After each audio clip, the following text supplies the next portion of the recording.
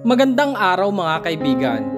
Isang kwentong muli ang aking ibabahagi sa inyo na tiyak na magbibigay kilig, saya at inspirasyon. Pero kung bago ka pa lamang sa aking channel, ay pakilike po ng video.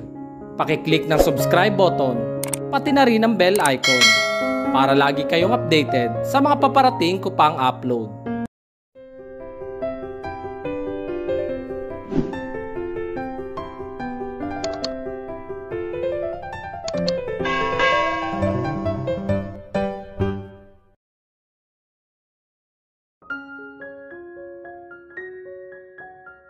Players Praise Lover Voice.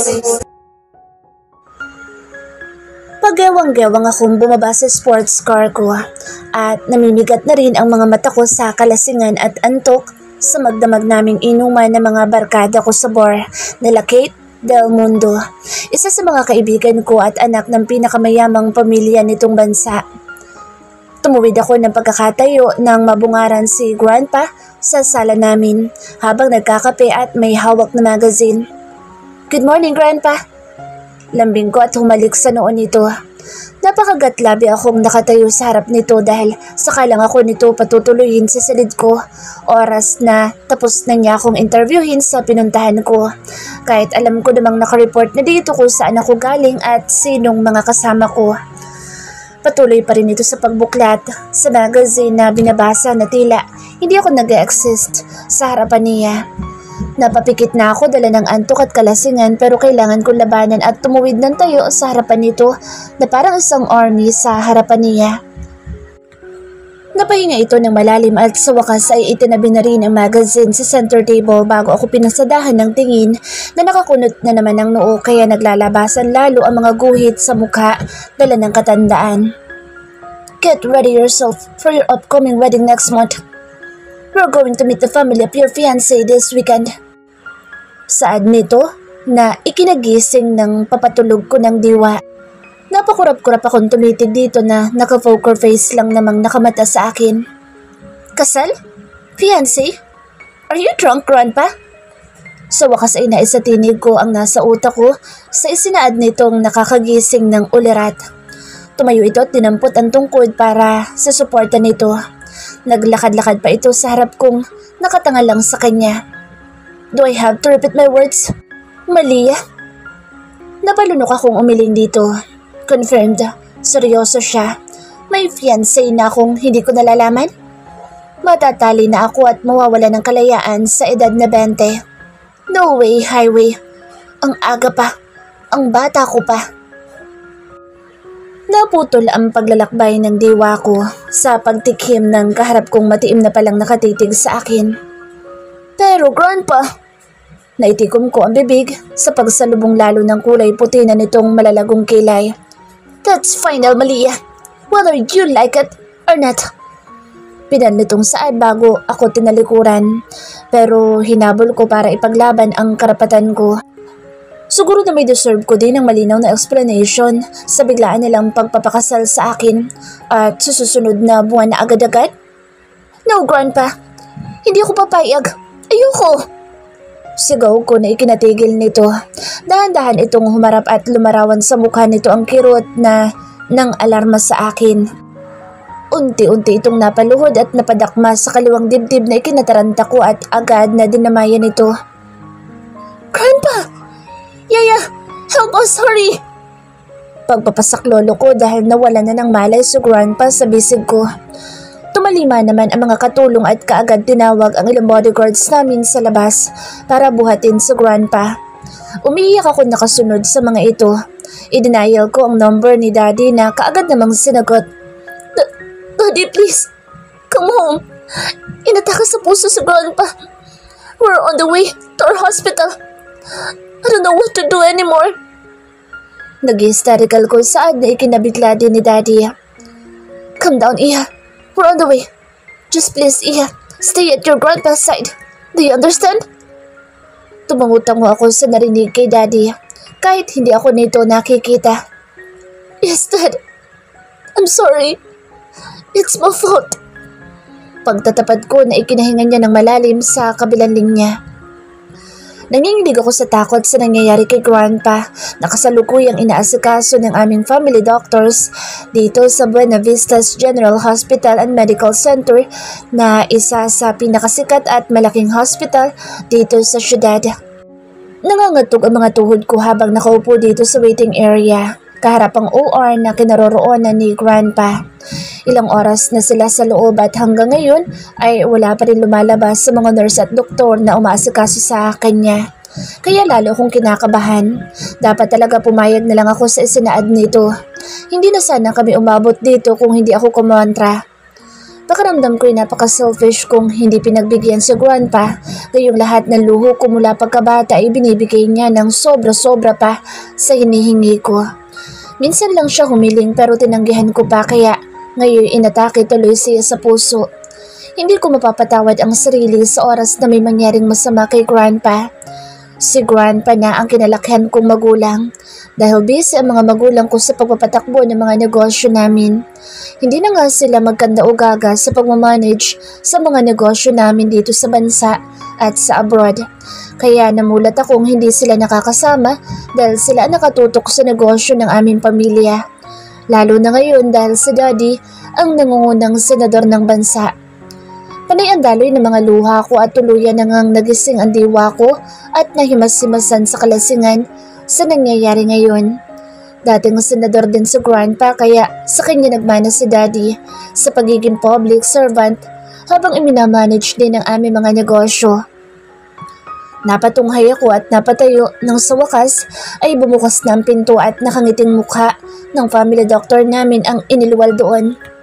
"Doc, how's my Grandpa? Is he stable now?" Nag-aalalang tanong ko na ikinangiti at tango nito. Napahawak ako sa tapat ng dibdib ko at nakahinga ng maluwag na ligtas na si Grandpa. "Yes. Miss Malia, don't worry. Senyor Bonavista is stable now." Nakangiting saad nito na ikinatulo ng mga luha ko. Sa labis na tuwang ligtas na sa Grandpa. "Pero iiwas muna natin si Senyor sa makakastress sa kanya dahil hindi natin masusiguro kung makakaligtas pa siya sa susunod na ika-aatake ulit nito sa puso." Segunda nito na muling nagpangatog sa mga tuhod ko. Nanghina akong napaupo at napatango-tango sa doktor namin. Tinapik naman ako nito sa balikat bago muling bumalik sa loob. Ilang sandali lang ay inilabas na nila si Grandpa. Nakapikit pa rin ito at may swero na sa kamay at naka-oxygen mask na din. Naluluha kong ginagap ang kamay nito at nakasabay sa paglipat sa kanya sa aming residential suites dito sa ospital.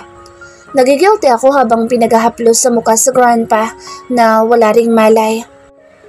"I'm sorry, Grandpa, for being stubborn. I promise I won't disobey you anymore. I'll marry that man you want me to marry." Lumuluhang pakiusap ko habang hinahaplos ito sa pisngi. Mayapay bumukas ang pinto kaya napalingon ako at iniluwal noon sina Daddy at Mommy na humahangos. Napatayo ako at sinalubong ang mga ito ng yakap. Napahagulhol ako sumubsob sa kanila habang yakap nila ako at pinaghahalikan sa ulo. "How's your Grandpa, Iha?" Saad ni Daddy habang nakamata na kay Grandpa. Pinahi din ni Mommy ang mga luha ko at napatango naman ako sa kanila na ikinahinga nila ng maluwag. "He's stable now, Dad. I'm sorry again." Nakayukong saad ko at tinintay sumbatan ako ni Daddy pero hinawakan ako nito sa baba at iniangat ang mukha ko sa kanya. Nakangiti ito pero may bahid ng lungkot, takot at awa sa kanyang mga mata. "What important is, your Grandpa is stable now, Iha." Napalabi akong niyakap itong muli sa ginhawang hatid ng isinaad nito. Buong akala ko'y makakatikim ako sa kanila sa nangyari kay Grandpa pero laking pasasalamat kong dinamayan at inaalo pa ako para maibsan ang takot at guilt sa puso ko. Lumapit na ang mga ito sa kinahihigaan ni Grandpa at ginagap ang kamay nito. Naupo ako sa gawin ng sala para bigyan sila ng privacy. Nakausapin si Grandpa na wala pa ring malay hanggang ngayon. Saglit lang ay tumayo na rin ang mga ito at lumapit sa kinaupan ko. Napapahinga ng malalim si Daddy na palakad-lakad sa harapan namin ni Mommy na ngayon ay nakayakap na rin sa akin. Habang hinahaplos ako sa likod na nagpapakalma sa kaba at takot na nararamdaman ko. "Ano bang nangyari, Iha?" Malumanay na tanong ni Daddy kaya napabitaw ako kay Mommy at tumuwid ng upo. Ipapakasal na niya ako sa hindi ko kakilala. Umalma po ako kaya siya inatake. I'm sorry po, Dad. Pagtatapat ko pero hindi ko man lang sila nakitaan ng kabiglaan. Mukhang ako lang ang walang alam sa nakatakdang kasal ko sa reaksyon nila ni Mommy. Napahinga ng malalim si Daddy bago naupo sa tabi ko at ginagap ang mga kamay ko. Matiim itong nakatitig sa akin na ikinakaba ko. Listen, Iha. Matagal na naming alaman tungkol sa kasunduan na iyan sa pamilya Montesilio. Pagtatapat ni Daddy na ikinatigil ko. What do you mean, Dad? Nanginginig kong tanong. Mapait itong napangiti bago nagpatuloy. It's been 60 years since that incident happened. Paninimula nito habang napapatingala sa kisame na tila inaalala ang nakaraan. Ako na may natahimik lang na matiim na nakatutok sa kanya. Nagpunta noon ng grandpa mo sa Basilan para personal na mag-abot ng tulong sa mga kababayan. Doon, nasinalanta ng lindol. Pero naharang na mga rebelde ang sinasakyan nila dahil isa ng Congress pa noon ng grandpa mo at tumatakbong senador. Dahil buwan na eleksyon noon. Pero dahil sa mga respond na kasunduan, ay nasagip ang grandpa mo. Niligtas siya ng leader ng grupong subaklolo sa kanila kaya nangako siya sa taong iyon na balang araw. Ibabalik niya ang pabor sa ginawang pagligtas ni Captain Joaquin Montesilio. Nagkasundo silang ipapakasal ang mga anak nila sa tamang panahon para hindi maputol ang ugnayan ng pamilya natin sa pamilya nila. Pero dahil parehong lalaki ang mga naging anak nila, at kalaunay napabilang si Captain Montesilio sa mga nasawi sa isang labanan nila noon sa mga terorista, naipasa sa second generation ang kasunduan nilang magkaibigan. At yun ang hinihiling ng grandpa mo ngayon, Iha. Pakasalan mo ang apo ni Captain Montesilio. Si Alex Montesilio, na anak ni Governor Sherwin Montesilio. Alam ko mahirap, Iha, pero unawain mo na lang ang grandpa mo para sa kasunduan ng pamilya natin sa pamilya ng mga Montesilio. Do it for your grandpa, Iha. Kapag hindi mo natutunang mahalin ang batang ipinapakasal sa iyo ng grandpa mo, ako ang bahalang magpawalang bisa ng kasal niyo. Kapag naging miserable lang ang marriage ninyo. Mahabang paliwanag na ito na ikinalinaw ng lahat sa akin. Napalabi akong napatango-tango sa paliwanag ni Daddy. Nakakainis. Hindi ako makatanggi dahil natatakot din naman akong muling atakihin si Grandpa at baka matuluyan na siya sa susunod. Hindi ko kayang may masamang mangyari na naman kay Grandpa dahil sa pagmamatigas ko. Handa akong mag-sacrifice para sa kanya. Ganoon ko siya kamahal. Ilang araw din na nakalipas bago nakalabas si Grandpa ng hospital namin. Mas lumakas-lakas na nga siya kaya pinayagan na siya ng mga doctors niya. Nakaschedule na rin ang pagkikita namin sa pamilya Montesilio para sa kasal namin ng Alex Montesilio na iyon. Hindi siya pamilyar sa akin at wala akong interes alamin ang pagkatao niya. Buong kumpiyansa naman akong hindi ko ito magugustuhan dahil mataas ang standard ko sa mga idinidate kong lalaki. Sa mapapangasawa pa kaya? Panay ang tungga ko sa champagne ko habang nagkakausap-usap na ang mga matatanda sa lamesa namin. Nag-excuse na lang ako dahil wala pa naman ang anak nilang paimportante dahil hindi nakisabay sa mga magulang pero on the way na daw. Nandito kami ngayon sa isa sa mga exclusive main branch ng restaurant ni Mommy para pag-usapan ng kasal at ipakilala kami ni Alex sa isa't isa. Napakibot-kibot ang uso ko habang iginigiya ang paningin sa paligid. Marami-rami na rin mga kumakain dahil maggagabi na. Maya-maya pa'y may patakbong binata sa gawin nila Grandpa. Naka-jeans black na tattered style ito at black plain shirt habang may hawak na black leather jacket sa kamay. Maging rubber shoes nito ay black din. Para siyang sangganong kagagaling sa lamay ang itsura. May hikaw pa ito sa gilid ng labi na lalong ikinalakas ng datingan niya. Saglit pa itong huminto sa tapat ko at ngumiti ng may pakindat na ikinabilis ng pagtibok ng walang hiya kong puso. Natulala ako sa itsura nitong napaka-manly ng itsura at datingan. Laway mo, honey. Baka tumulo. Anas dito sa mukha ko at marahang pinadaanan ng hinlalaki ang babanlabi kong bahagyangang nakaawang. Nag-init ang mukha ko at napaiwas ng tingin sa nanunudyong titig nito na may naglalarong pilyong ngiti sa mga labi na napakasarap lantakan sa paningin ko. Napakurap-kurap pa akong napatitig doon ng bahagya niyang iniawang at how dare you? Mahinang singhal ko at sinamaan ito ng tingin. Tatawa-tawa naman itong matras at may pakagat-labi pa habang malagkit akong tinititigan pa atras. Nabundol pa nito isang waiter namin sa pag-atras nitong paglakad sa gawin nila Grandpa.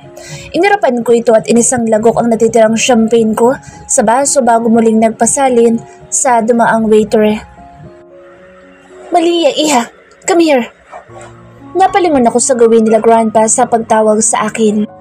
Naibog ako ang nasa bibig kong champagne nang makita doon ang manyak na lalaking nakaharap ko na prenteng nakaupo sa tabi nila Mr. and Mrs. Montecillo. Pareho pa kaming natigilan at napatitig sa isa't isa sa pagtawag sa akin ni Grandpa. No way, ang manyakas na yun? Ang Alex Montecillo na mapapangasawa ko? Nanginginig ang mga nanigas kong tuhod na pilit kong inihahakbang sa gawin nila Grandpa. Nakangiti silang nakamata sa akin habang ngising-ngisi naman ang manyakis na lalaki sa akin nang makumpirmang ako ang mapapangasawa. Ngayon pa lang ay bumabaliktad na sikmura ko at nasusukang malaman na ito ang mapapangasawa ko. Para siyang babaerong basagulero sa kanyang pormahan. Kahit palikas na makahulog panty ang kagapuhan nito'y walang-wala siya sa standard ko. Unang beses pa lang namin nagka-encounter. Obviously ngang babaero ito. Sa galawan at sa tinginan pa lang niya ay mababasa mong manyakas ito. Langiyang buhay, bakit siya pa? Napakamalas ko namang maipagkasundo sa buwisit na ito. Malia, iha. Siya ang anak nila Balae. Balaeng Sherwin at Anna. Ang uniko iho nila, si Alex. Magpakilala ka sa mapapangasawa mo. Saad ni Daddy. Muntik pa akong maduwal nang makumpirmang ito nga ang Alex na ipapakasal sa akin. Lia, labas sa ilong na pagpapakilala ko. Tumayo naman ito at inilahad ang kamay habang nangungutitap ang mga matang nakatitig sa akin. Lihim ako napangisi dahil baka sa mga mata nito ang paghanga sa kagandahan kong taglay. Hindi siguro nito inaasahang isang buhay na Diyosa ang mapapangasawa. Hi, it's nice to finally meet you. Leia, my soon-to-be wife. Alex, by the way. Nakangiting pagpapakilala nito sabay angat ng kamay kong hindi mabitaw-bitawan at dinala sa mga labi nito. Napalanok akong napasunod ng tingin at parang kinuryente sa pagdapon ng malambot nitong mga labi sa balat ko.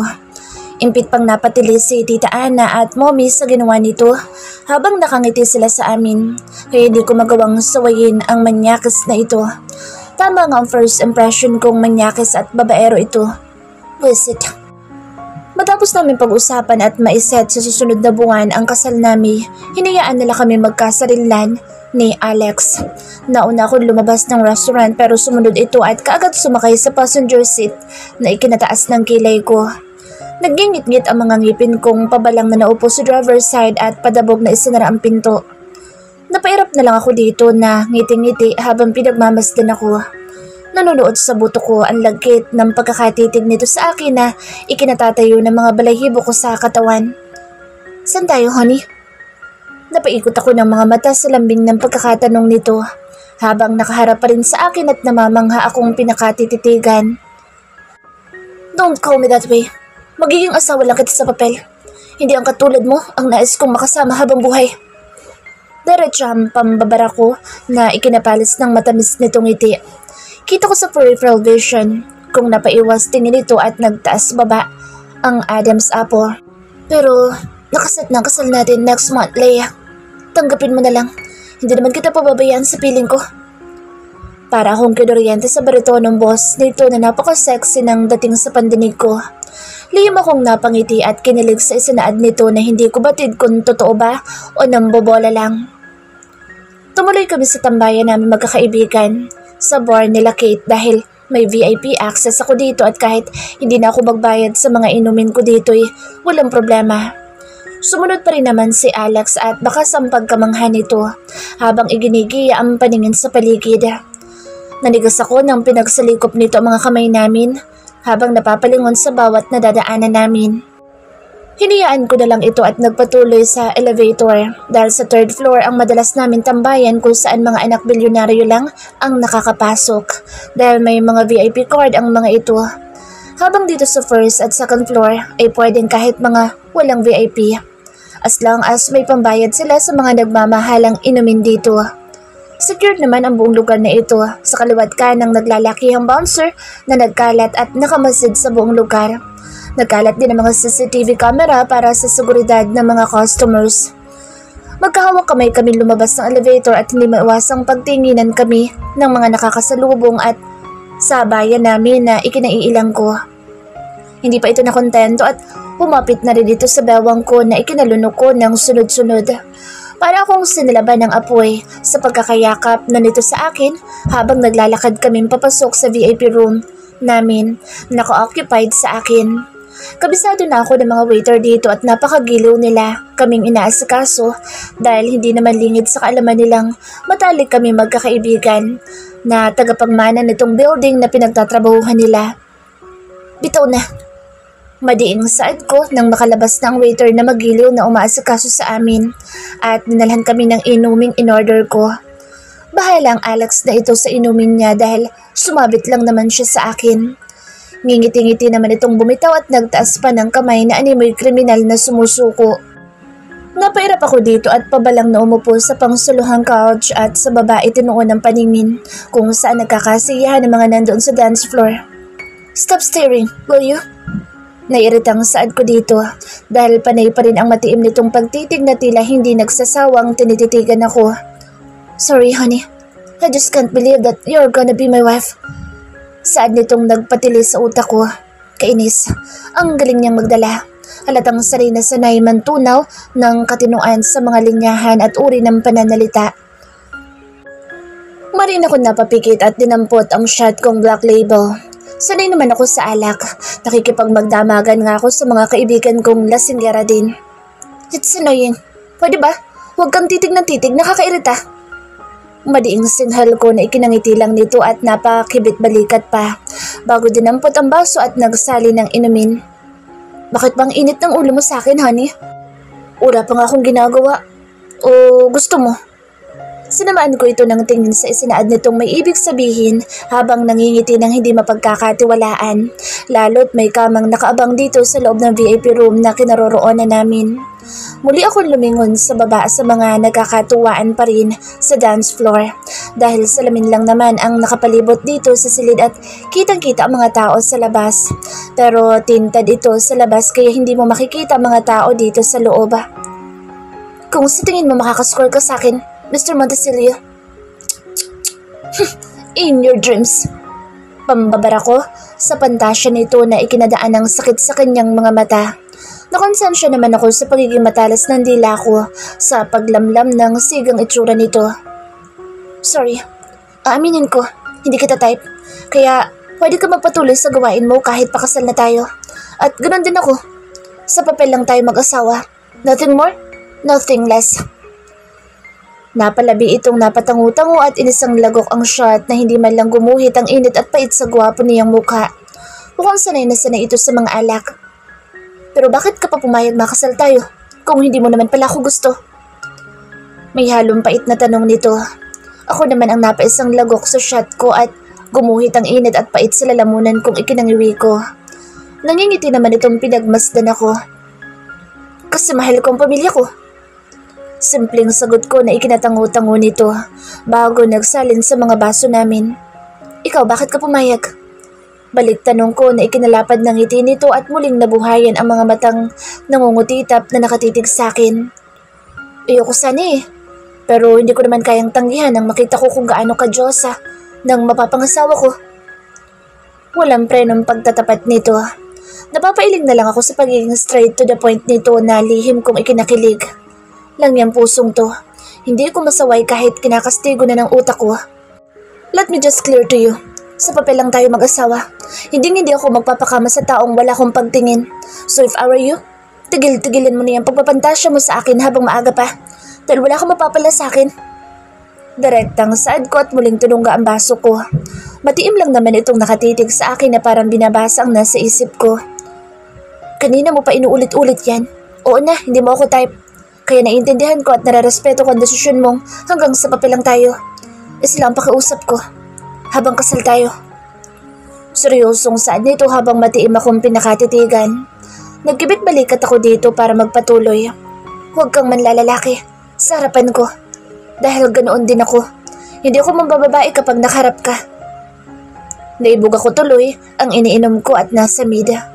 Kaagad naman itong tumayo at hinimas-himas ako sa likod na ikinatulos ko. Napakainit ng palad na itong humahaplos sa nakalantad kong likod. Tiningala ko ito na ikinabilog ng mga mata ko dahil sinalubong nito ang mga labi ko ng isang makapugtong halik. Pinagsusuntok ko ito sa braso pero para lang ako sumusuntok sa pader na walang pakiramdam.